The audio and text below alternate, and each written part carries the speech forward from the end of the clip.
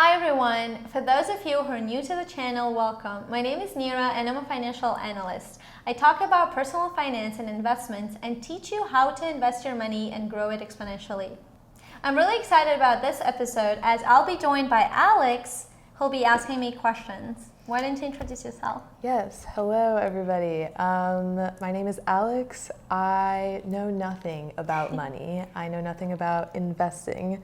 So I'm here to ask Nira questions and pretty much learn everything I can. And if you want to learn along with me, that would be fantastic. Perfect, let's get started. Okay, so I am somebody who knows pretty much nothing when it comes to money and investing, finances. So I guess my first question is just a general, how do you define investing? What is investing? Okay, so besides the dictionary translation of investing, which you could look up on Google, for me investing is about freedom. You create a life for yourself where you don't have to worry about when is the next bill going to come, or how to paycheck to paycheck, how to deal in between, and how to cover your basic needs and how to cover the stuff you want to do, and retire early, and turning a 5-figure salary into a 6-figure yearly salary, because you make your money work for you while you're doing your 9-to-5 job. So yeah, for me investing is about freedom and the ability to make money work for you instead of working for money in your 9-to-5 job. Okay, how exactly is, what are things in investing that make the money work for you instead of you working for the money? All right, that's a very good question. So making the money work for you means basically while you're sleeping, your money is getting multiplied.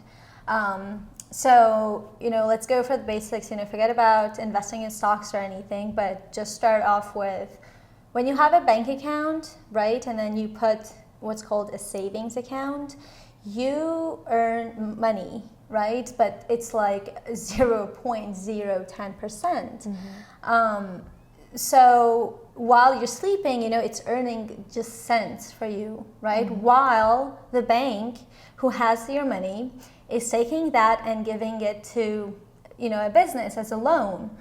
And they're making, depending on what type of business or risk, for simple terms, let's just say that they're making 10% on it, right? So they make 10% on it while giving you 0.01%. So basically, while you're sleeping, and then the inflation is there. So inflation, let's just say, currently it's a bit high, it's like 9%, but even in normal times, it's usually 2 to 2.5%.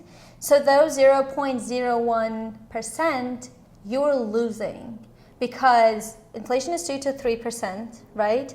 And then that is 0.01%. So you're losing a 1.9% while you're sleeping. Your money is getting devalued, right? So now let's go to money market accounts. They give you a certain percentage. You put your money in there, and then they, depending on what percentage, what compounding, which means how often is the bank gonna pay you the interest.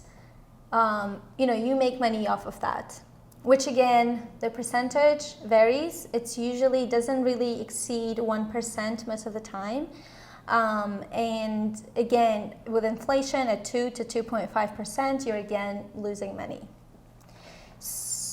So, did you have a question? Yes, right there? I have two questions. Yes. What is a money market account?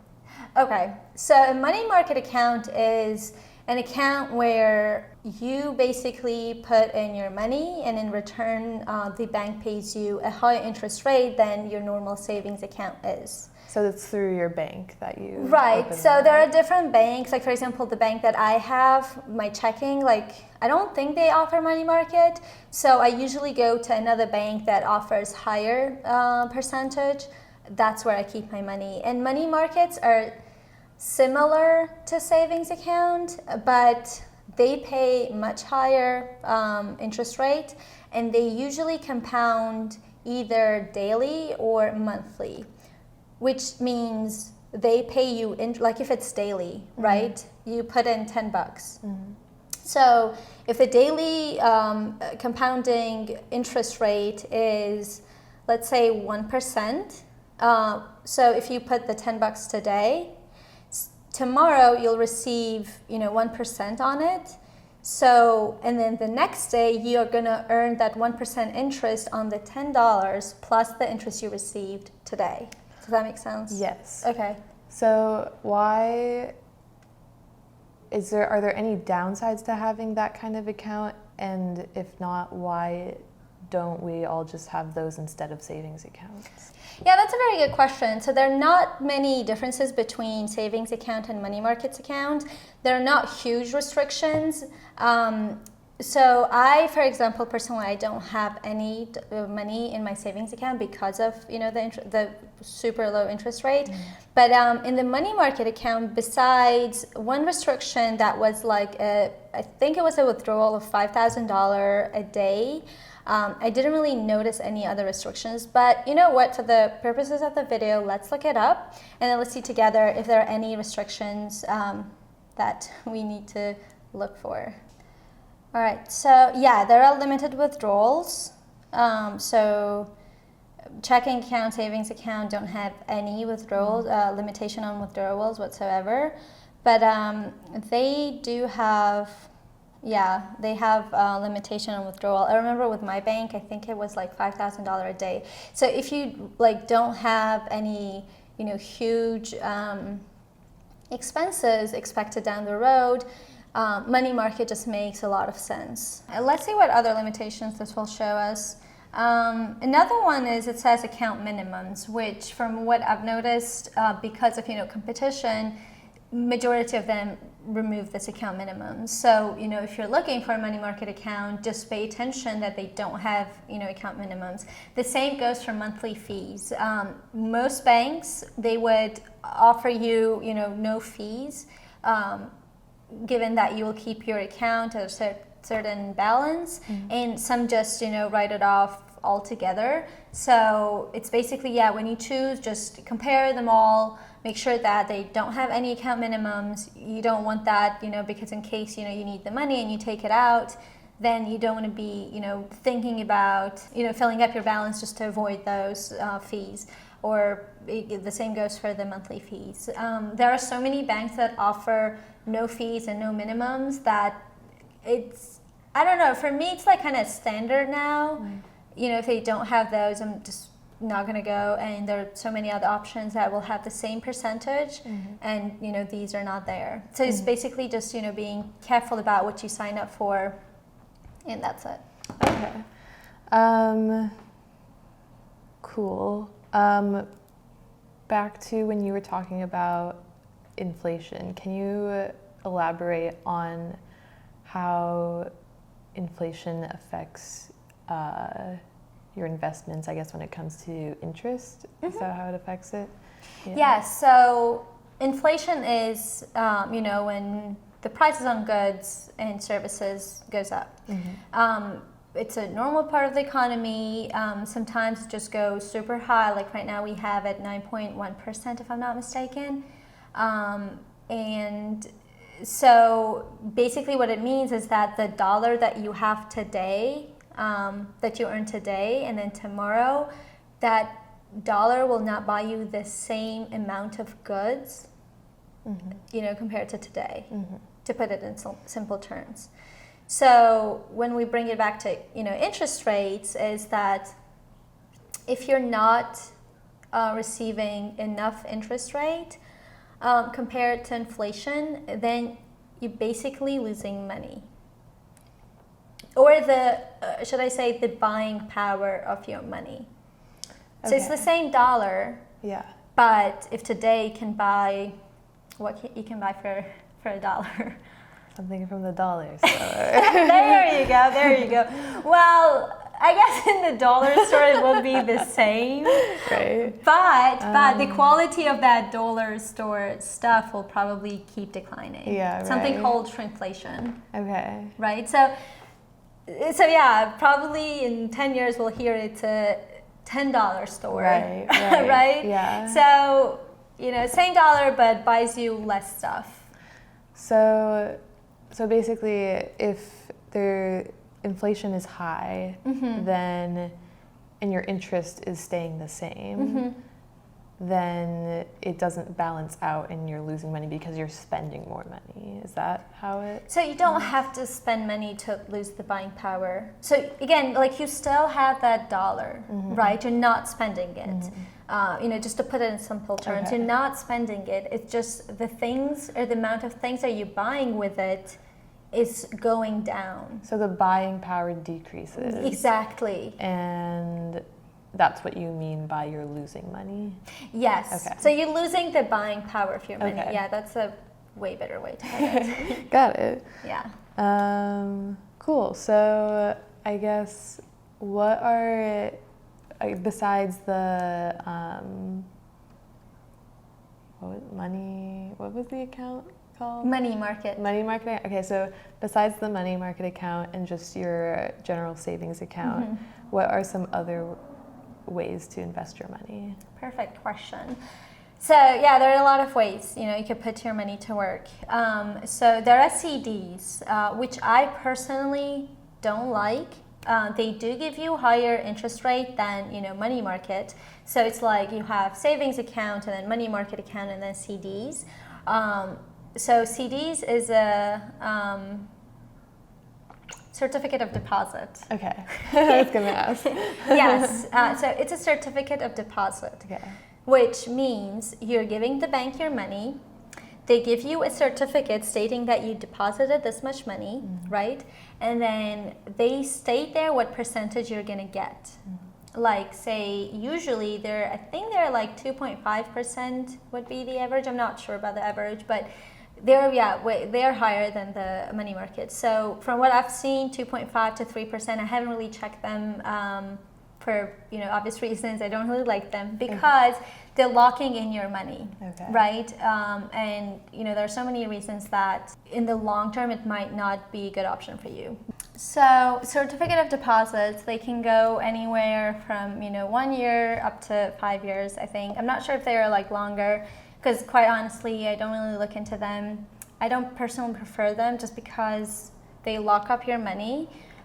So because you're giving the bank that guarantee that within whatever years you buy the CD for, you're not going to withdraw your money. So in return, the bank is going to give you a high interest rate versus a money market where you can withdraw any amount you want. There are limitations, but you can work your way around it. Like before signing up, you can see what their limitations are, like what amount it is, and then you can do that every day, and then you'll get your money out of that money market account. So that's why the interest rate is lower. The interest rate is lower for the money market. Yes. Okay. Yes. Savings account, money market accounts, and the certificates of deposit. These are all through banks. Yeah. Are there more investment options through banks? Are there ones that are not through banks?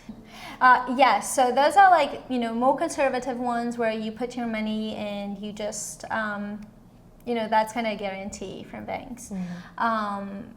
Not just guarantee from banks. They're like FDIC insured. I don't know if I'm pronouncing it correctly. FDIC? Yes, FDIC. Okay. I call it FDIC. That's kind of funny. What does FDIC stand for? Okay, I don't know what it stands for, but I do know it's basically guarantee from the federal government your funds in any bank in the United States. Okay. Let me correct that. Not any bank. The bank is supposed to disclose that if it's FDIC insured or not. Okay. So, I mean, I've noticed it on most of banks. So I don't know if there's any bank that does not have that guarantee. I would assume, every bank that is legally working in the U.S. would have that. Because customers would want that kind of insurance. Yeah, probably. But that is up to $250,000. But that is like, for the account. So, a loophole is, or not a loophole, mostly like a workaround it would be when you kind of exceed the 250K, you just open a different account, and that account is guaranteed. Is it so? Is it 250,000 per account, or is it would you have to do an account in a different bank? I would think in a different bank just Okay. to just to be safe. Okay. I haven't really digged into all the all those bits, but from what I know, it is per account. Okay. And then I would think that if you have several accounts in that bank, and something happens, I don't know how the payout is going to go. So just to be safe, open. And plus, you don't want to put all your eggs in the same basket. In a sense, like you don't want to put all your money in the same bank. I would diversify into different banks, but once I have more than 250,000, I guess then I'll start to think about all that. But Right. to not go too off. So you have those, and then you have government bonds. Okay. So they are treasury bills. They are some municipality bonds that are called munis, which is very similar to what my friends used to call me. Mooney, yeah. So there are those, and there are like one of my favorite ones are the I bonds, which are the inflation protected bonds, which basically they pay you a fixed rate plus the inflation. Okay, so they like compensate for how inflation fluctuates. Exactly. Yes. Okay. Yes. Okay. So whereas T-bills, they're like, which are, by the way, it's treasury bills, Okay. which are lower percentage. You're basically giving money to the government, and the government is paying you interest back. So the government bonds, all those put under the umbrella of government bonds, they're all like the safest because the U.S. government is guaranteeing them. Whereas banks, like if a bank defaults, the U.S. government is guaranteeing you up to 250, but it's kind of problematic, right, to get your money back. It's a long process, and it could be pretty problematic. Right. Whereas if you buy government bonds, in most cases, unless I don't know what's going to happen in several decades, but it's pretty safe. Okay. When it comes to bank investments or government investments, where do they get the money from to pay you that interest? Oh, okay, yeah. So there are like a lot of bank operations, especially now. Like majority of banks are like ventured out into different operations. To put it simply, kind of yes. You deposit your money, banks, take that money. Besides, giving out loans, they might do something else. So basically, they take your money and make money off of that money, like more interest, right, versus what they're paying you. But also, they're supposed to keep a specific amount in liquidity, like just in money. That's what they're required to do by regulations, to avoid any default. So I guess if you want to put it in simple terms, yes, they, you have your money in the bank, they pay you like, tiny interest, and then they use that to do different investments, right? And they get like high interest, and then the difference they just pocketing. So that's kind of how banks make money. This is the simple version of how banks make money. And is it the same for government? They're also investing your money? So you're trying to think of like where the revenue comes from to the government, and like, how do they pay pay you that interest? Is that the question? Yeah. That's a very good kind of thought-provoking question, which unfortunately I guess you will have to like dig into it to see, where exactly, like, what does the government's balance sheet looks like? Yeah. Because public data is available. Like, Okay. I believe that you could just, go and see what the government is up to and how do they get their money from, and how do they spend and how do they get revenue. I would think that it will be very like practice oriented, kind of talk, because I actually, one idea for a research I had, and for the channel, was where do the taxpayers' money go to? I mean, there are so many different areas it goes to, but just like to kind of make it. just the tracking. How do they spend the money? Yeah. Besides, all the ways that we see on media, it's not like that's not the limit of the expenses, right? There's more to it, and it's just very interesting to see, like, how much goes to defense, how much goes to education, how much goes to public health, and it'll be a very interesting subject to talk about. Yeah, absolutely. So we've talked about some bank investment options. We've talked about some government investment options. Are there like private investment options, like through private companies? Right. So for an average worker, the short answer is no.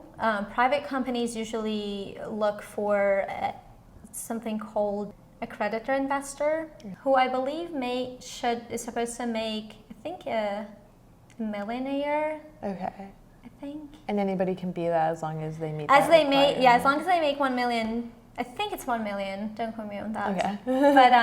But it's a high, it's a high net worth individual, and they're considered accreditor investors. Okay. But those are for private. There are some changes actually, that some companies right now, I think it's called Regulation A, that some companies are taking advantage of by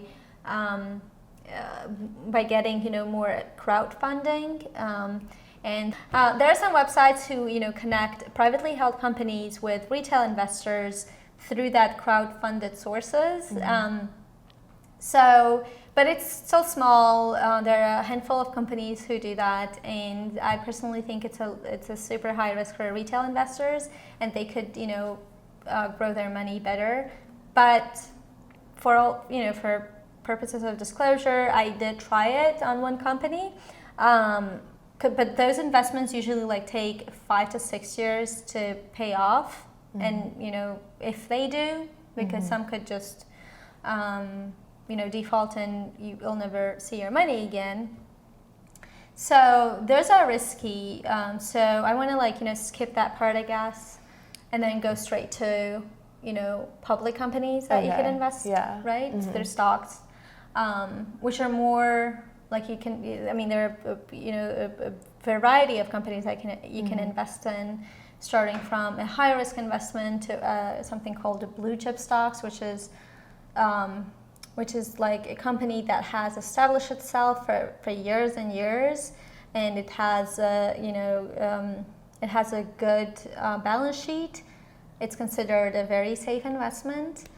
So you have that all the way to super risky stocks, and then you have also bonds as well, which are. So the difference between stocks and bonds is on bonds you receive a guaranteed pay. It's a lower interest rate because it's guaranteed investments. Of course, you get lower interest rate because it has low risk. Stocks, on the other hand, you may receive something called dividends.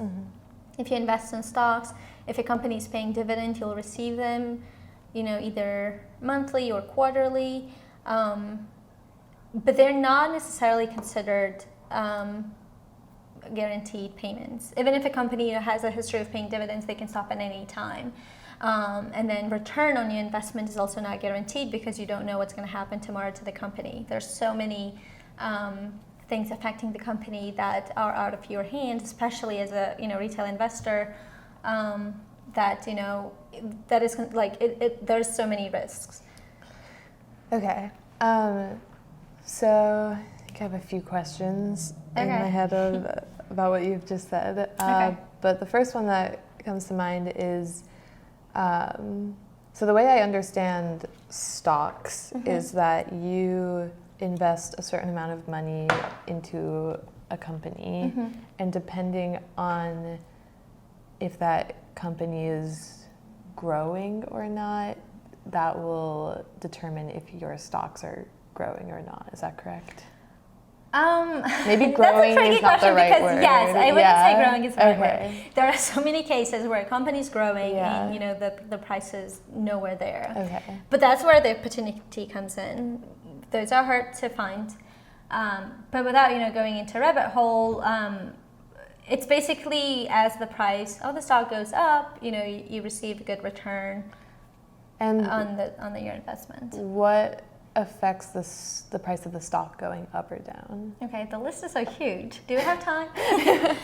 There are a lot of stuff that affects the stock price because there are global factors that affect it, global economy. Just, not to go too far, recently when Russia started a war with Ukraine, that affected the stock market a lot. It affected the companies' earnings as well, which it had a domino effect, right? So then you have regional effects as well, like if something happens in Canada or Mexico, because of that trade between the countries, you would see effect on some countries as well. But again, that depends on the stock you're putting in. And then you have specific to the country, then specific to the I would say state, because some regulations that the particular state has might affect this or the other company in a different ways. Right. So there are like a lot, and then there's consumer demand. There is supply issue from your vendors. So would you say that as a company starts to make more money, the price of their stocks increases? Is it linked that way? It should, kind of. But I think it's like an oversimplified version. Because again, see, even if the revenue goes up, right? It doesn't guarantee that it's sustainable. There are other risks that are there. For example, if your revenue goes up and then your expenses are also going up, then is your revenue going up, or inflation is just inflating those numbers in the revenue? Because your expenses are growing too. So you need to check. So you need to check so many, besides that revenue number. There are so many other things. And then, okay, how are you getting that revenue? Are you going into too much debt to get that revenue? Because if that's the case, then you could be something called insolvent soon. Right? So you wouldn't be able to pay all your debt because as your revenue goes up, your expenses are going up. You might, pay too much for marketing, and that's what the, revenue is, using the debt money. And then, once that kind of dries up, then it all slides and, it's a nightmare. So besides the revenue, there's so many numbers that you need to look at, and you also need to look at the company itself, right? And who runs it. That's also very important. So I'm thinking, or I'm noticing this difference, I guess, between stocks and investments through the government and investments through the bank. And then investments through the government and banks, you're earning interest on money that you're putting in. And then it seems like with stocks, you're not earning any interest, right? I mean, you're earning return, which is... But it's not something, you're not... I guess because it can go up and down. Right. So I guess it's just more volatile, right? Yes. And so... Did I scare you off? Did I? What do you mean? I feel like I scared you off of stocks. No. Okay. I guess I'm just trying to organize all this information in my head and just categorize it. I see the similarity between these bank investments and these government investments where you put money in and it can really only grow, go up from there, right? or would you say there are I mean, cases where you can lose money? Okay, no. So there are no cases where you can lose money, but because it's lower than inflation rate, Yeah. you are losing the buying power of your money. So, Okay. your dollar is weaker, so Does inflation affect the stocks, like your stock investments too?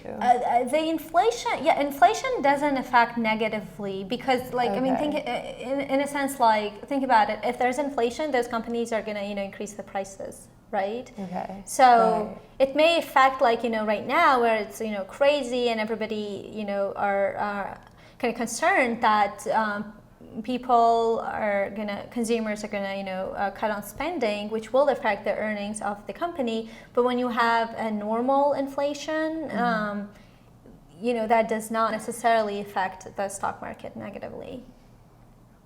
So, like, it's not the only cause. So is that similar to, because I think you said with bonds, you're kind of compensated for the effects of inflation. Is that kind of similar to? So those are just I bonds. Just I bonds. Yeah, those are I bonds that are specifically created by the U.S. government that are compensating you for inflation, but you have a limitation. Like, you can only put $10,000 a year, plus $5,000 through your tax return. So there's a limitation to that. You can't put all your money there, right? Unless $10,000 is all your savings. Right. But yes, you can put it there, but there are limitations of taking it from there too. So it would be a good conservative investment. But besides those I bonds, plus, like, they do compensate you for inflation, but they don't really grow your money as much as you could have. Consider this: the stock market, on average, it returns 8 to 10% every year, right? Okay. So if you just put your money in an index fund that tracks the market, you can potentially earn 8 to 10%. Whereas with I bonds, even though they cover you and there's inflation and everything, you still earn limited to that inflation. Right now, they have a great return. They have 9.62%. Which is, like, crazy. Like, it's a very, like, they're right now the safest and the best investments. But then, in normal times, they pay, like, I don't know, like 1-point-something%, whatever the, inflation. So, so you're losing that 8 to 10% potential, for the safety, which is okay. But depending on your age and risk tolerance and preferences, right, you can invest it and then, like, be okay with some losses, but you will gain, some more in other companies. So there are ways that you could protect your money in the stock market. So if you're smart about it, you could, earn in, like, more than those bonds. No, but you, like, have to, be comfortable with the risk. Yeah. So I feel like we can do a whole other discussion on just stocks and bonds, perhaps both of them, because what you just said there unleashed, like, 10 questions in my head. So maybe we'll get into that another time. But I guess my question to kind of wrap it up is, well, I guess let me say, so the way I understand this is we have the bank investments, which were the deposits, but deposits. Okay, so we're calling those deposits. I think because you're just depositing, and it's not like you're investing. You're not right. You're just depositing your money and getting something tiny in return. Okay, so we've got those ways to make money off of your money. Right. We've got government. Would you call those investments? Yeah. Okay. And then we've got these stocks and bonds, and then also those private investments, which aren't very common, or they're not. They're starting to grow, but for the sake of the discussion, I would want to keep them out of the conversation unless you want to, just because they're not accessible really to everybody. They could be, but it's just like, okay, even consider that in 5 years they'll give you 1,000% of return, right? Which some companies, when they do go public, and if you're so early in them, like, you could make 1,000%. It's quite doable and possible. And, you know, historically that there have been cases with that kind of return. But then as a retail investor, you don't want to really risk your money, you know, that much and for that period of time, because within that they're not, you can't sell them. If you change your mind, you cannot sell them. They're not liquid.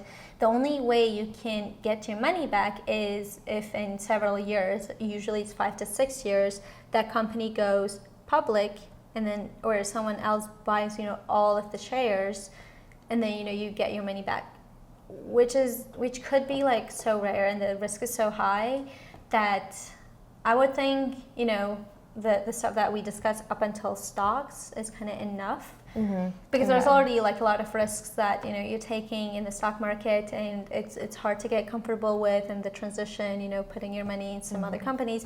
So I would think let's just draw a line there, and then let's focus only on these. Okay, yeah, so there aren't any other important or common investment options aside from those ones we've talked about? Like, are there any more you would throw into this group? Oh yeah, we never discussed real estate. Real estate. Yeah, real estate we haven't discussed, and I've seen other websites that would let you, you know, invest, you know, in a portion of an art. Okay. Like art collections are, you know, very popular among the rich people. Right.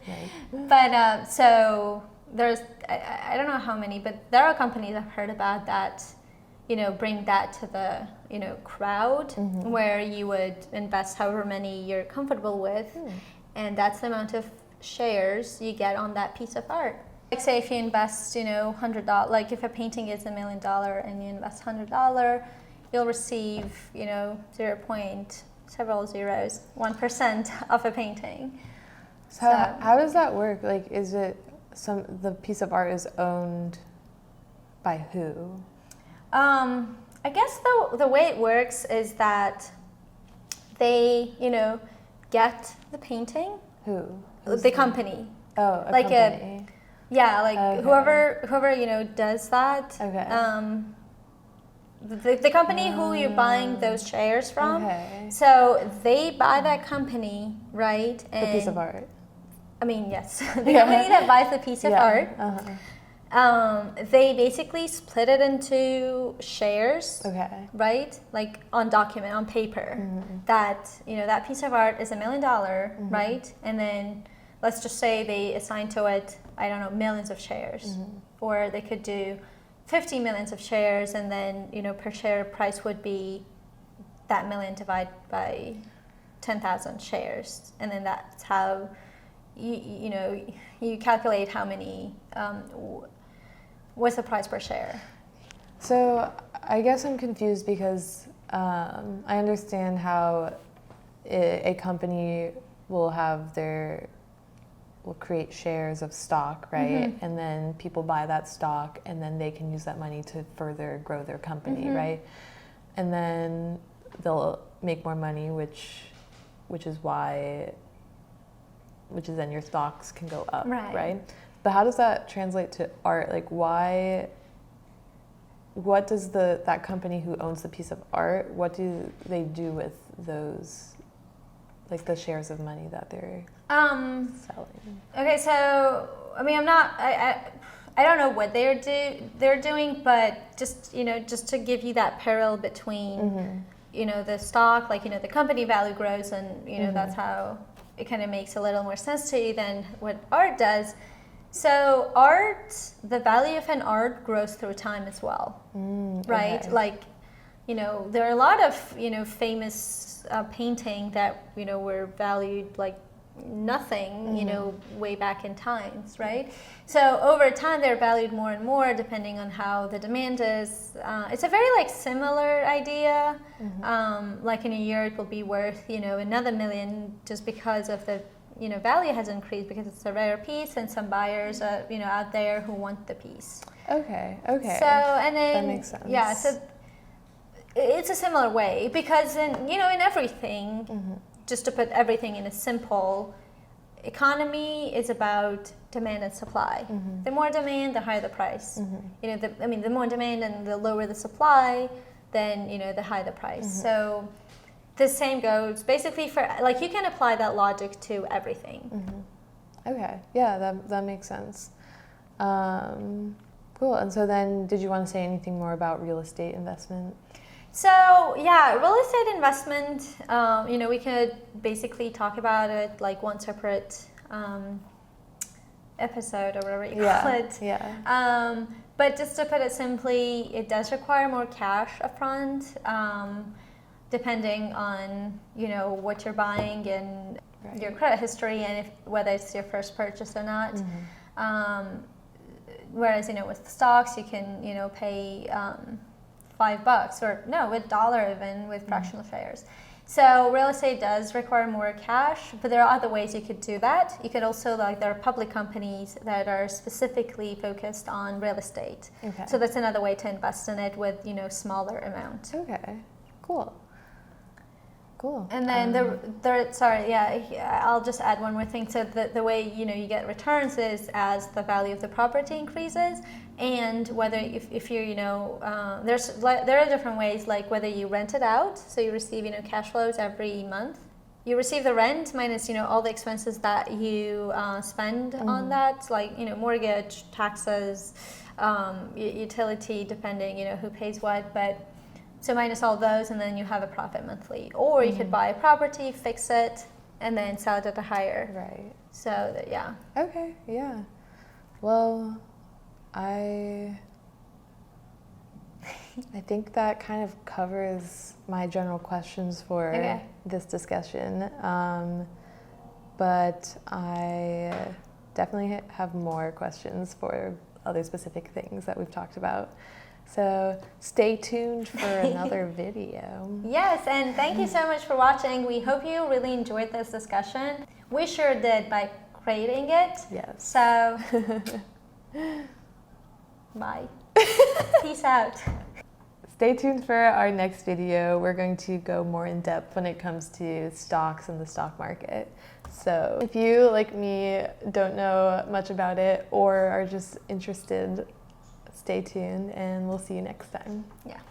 Bye. As always, thanks for watching. Stay tuned for our next video. Stay tuned for our next. Why can't I just pronounce? Please say it. Okay, so we will. We'll be back. Okay, we're done. That was a sign. Yeah. Heck yeah. Perfect.